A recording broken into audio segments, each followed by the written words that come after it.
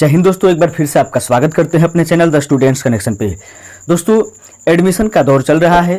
First allotment जो है, first counselling जो है उसका एडमिशन हो गया, जो कि 26 तारीख तक था, और 30 तारीख को सेकेंड काउंसलिंग का एडमिशन यानी कि सीट अलॉटमेंट का लिस्ट आने वाला है।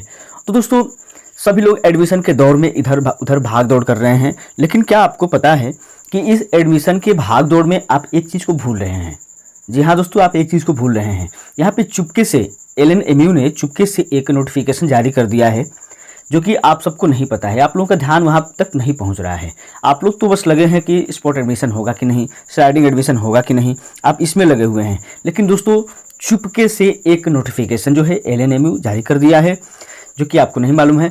क्योंकि अगर आप देखिए, उस नोटिफिकेशन को जब तक पढ़ेंगे नहीं, जब तक जानेंगे नहीं, तब तक आपको कोई नॉलेज नहीं होगा, और इस वजह से देखिए आपका एडमिशन तक रुक सकता है। जी हाँ, आपका एडमिशन तक रुक सकता है। तो चलिए दोस्तों, देखते हैं कि उस नोटिफिकेशन में ऐसा क्या लिखा है LNMU ने। देखिए, सबसे पहले आप यहाँ पे देख सकते हैं कि यहाँ पे दिया हुआ है office of the state nodal officer. ये तो आप देख ही रहे हैं, नोडल यूनिवर्सिटी जो है ललित नारायण मिथिला यूनिवर्सिटी का है। ठीक है दोस्तों, कुछ लोग कह रहे हैं कि ये न्यूज़ गलत है। दोस्तों, कोई न्यूज़ गलत नहीं होता है। मैं हर न्यूज़ को जांच परख करके एनालिसिस करके ही देता हूं, और कुछ कॉलेज वाले हमसे संपर्क में हैं, उनसे बात करके ही आपको न्यूज़ देता हूं और बताता हूं। कोई फेक न्यूज़ नहीं होगा यहाँ पे, इस चैनल पे कोई फेक न्यूज़ नहीं होगा। तो चलिए दोस्तों, हम इस नोटिफिकेशन को पढ़ते हैं, इसमें ऐसा क्या लिखा है जिससे लोगों को प्रॉब्लम होगा। यहाँ पे देख सकते हैं, सबसे पहले लिखा हुआ है कि सभी BEd महाविद्यालय के संस्थानों के प्राचार्य विभागाध्यक्ष को यह सूचित किया जाता है कि महाविद्यालय संस्थान में नामांकन से पूर्व निम्नांकित बिंदुओं का ध्यान रखें।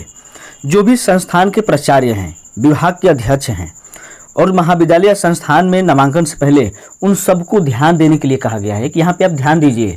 आप ऐसे भी एडमिशन किसी का नहीं ले सकते। तो आखिर क्यों नहीं ले सकते हैं? चलिए, सबसे पहला हम यहाँ पे जो चीज़ दिया हुआ है उसको देखते हैं कि आखिर क्यों नहीं ले सकते।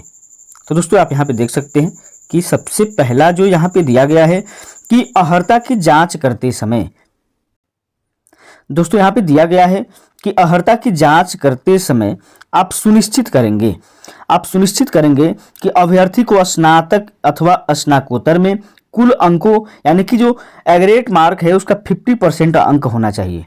सबसे पहले ये सुनिश्चित करना है। अगर आपका 50% मार्क्स है तभी आपका एडमिशन लेना है।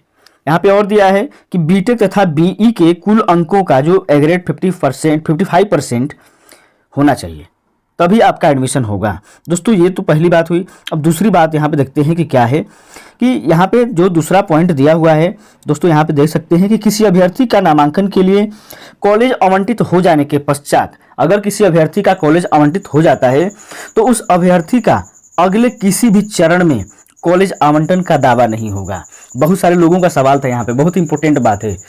तो बहुत सारे लोगों का सवाल था कि सर, मैंने फर्स्ट अलॉटमेंट में, फर्स्ट काउंसलिंग में मैंने एडमिशन नहीं लिया, क्या सेकेंड में हो जाएगा? तो दोस्तों, आप यहाँ पे देख सकते हैं, ये न्यूज़ आपके लिए, ये खबर आपके लिए है कि लिखा गया है कि अगर आपका जो भी अभ्यर्थी है उसको कॉलेज आवंटित हो गया है, उसके बाद उस अभ्यर्थी का अगले किसी भी चरण में कॉलेज आवंटन का दावा नहीं रहेगा, यानी कि वो दावा वहीं पर आपका रद्द हो गया।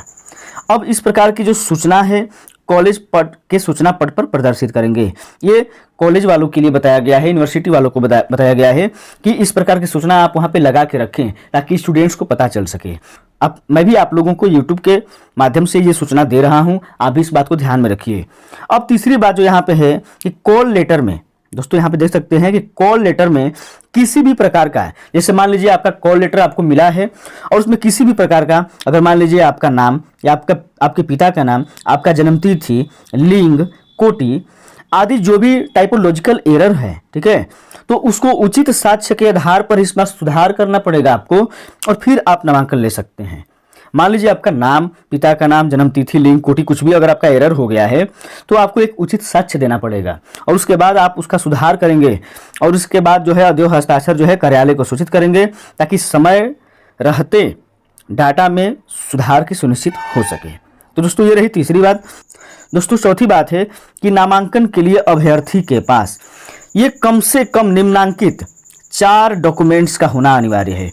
दोस्तों, कम से कम आपके पास ये 4 डॉक्यूमेंट्स होना चाहिए। कोई भी डॉक्यूमेंट नहीं है, ये 4 डॉक्यूमेंट आपके पास रहेगा तो आपका एडमिशन पक्का है। अगर नहीं है तो भाई एडमिशन नहीं हो सकता। ठीक है, तो अब यहाँ पे देख सकते हैं कि दोस्तों अब यहाँ पे देख सकते हैं कि वो 4 डॉक्यूमेंट कौन कौन से हैं। दोस्तों पहला डॉक्यूमेंट जो है आपको ऑनलाइन काउंसलिंग फी जो है आप जब दिए थे, जब ऑनलाइन काउंसलिंग किए थे आप फी दिए थे उसका रिसिप्ट चाहिए, और जो पार्ट फी पेमेंट रिसिप्ट भी आपको चाहिए। अब यहाँ पे दूसरी बात जो है एडमिशन कॉल लेटर, आपको एडमिशन कॉल लेटर जो है वेबसाइट पे दिया गया है उसको लेकर के जाना है। और दोस्तों यहाँ पे जो तीसरी बात है ग्रेजुएशन पोस्ट ग्रेजुएट, देखिए अगर आप ग्रेजुएशन किए हैं या पोस्ट ग्रेजुएट हैं तो आपको उसका मार्कशीट ले जाना होगा। और दोस्तों आपको यहाँ पे CLC DLC या TC ये ओरिजिनल लेके जाना है। दोस्तों ध्यान रखिएगा ये ओरिजिनल देना है आपको, डुप्लीकेट नहीं लेके जाना है। डुप्लीकेट का मतलब कि आप जेरॉक्स कॉपी नहीं लेके जा सकते। तो दोस्तों ये चौथी बात है, यानी कि इन 4 पॉइंट को आप ध्यान में रखिए तो आपका एडमिशन संभव है, बिल्कुल आराम से हो जाएगा, कोई दिक्कत नहीं होगा। लेकिन अगर एक भी पॉइंट मिसिंग है तो आपके एडमिशन में दिक्कत हो सकती है दोस्तों। तो दोस्तों आशा करते हैं कि आपको ये वीडियो इन्फॉर्मेटिव लगी और आप मेरी इस बात को समझ गए हैं, समझ चुके हैं। तो दोस्तों अगर वीडियो इन्फॉर्मेटिव लगी तो आप वीडियो को पहले लाइक कर दीजिएगा, और दोस्तों अगर आप मेरे चैनल पे नए हैं तो मेरे चैनल को सब्सक्राइब कर लीजिएगा। दोस्तों मैं अब आपसे विदा लेता हूँ।